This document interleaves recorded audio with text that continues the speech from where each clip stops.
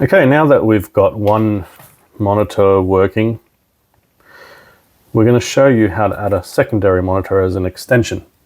So this is really simple. So we've just plugged in a new monitor straight out of the box, same firmware as this monitor, so make sure it's got the same firmware. I'll just punch in the same password that I've used previously.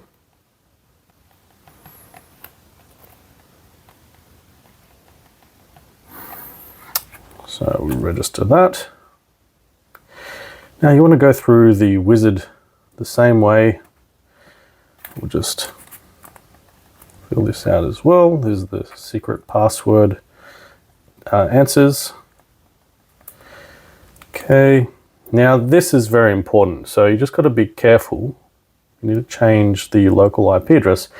So the door station is set to 192.0.0.64.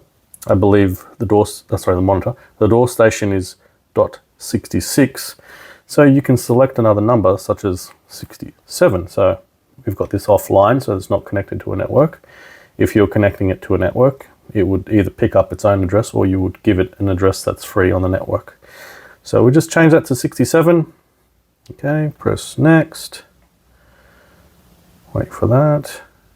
Click on use the same registration, but here is very important. We need to change it from an indoor station to an indoor extension because it's an extension of the main monitor.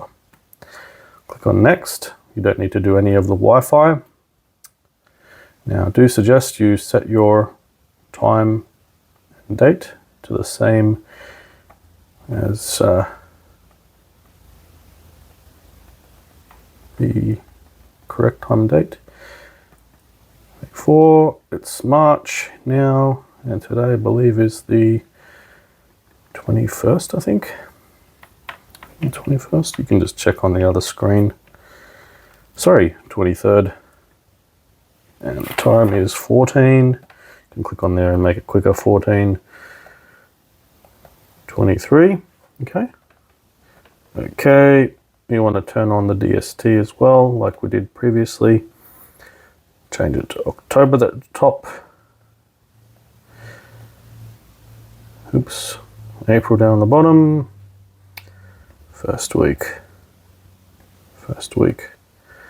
360 minutes. Back. Click next. Okay, so after you do that, now it's asking you for the master station, which is .64, the master monitor. So tick on him, press finish. And that should be it. You can see the door station. And it's calling both the screens. Now, to be extra certain, we always recommend after you set something up, you do a power cycle to simulate a power failure and make sure that it works after a power cycle. Then you know if there's any problems at the home or the residence or whatever you're doing it on, it's going to work. So after it reboots, test it again, and if you're all good, you're good to go. Thanks, guys.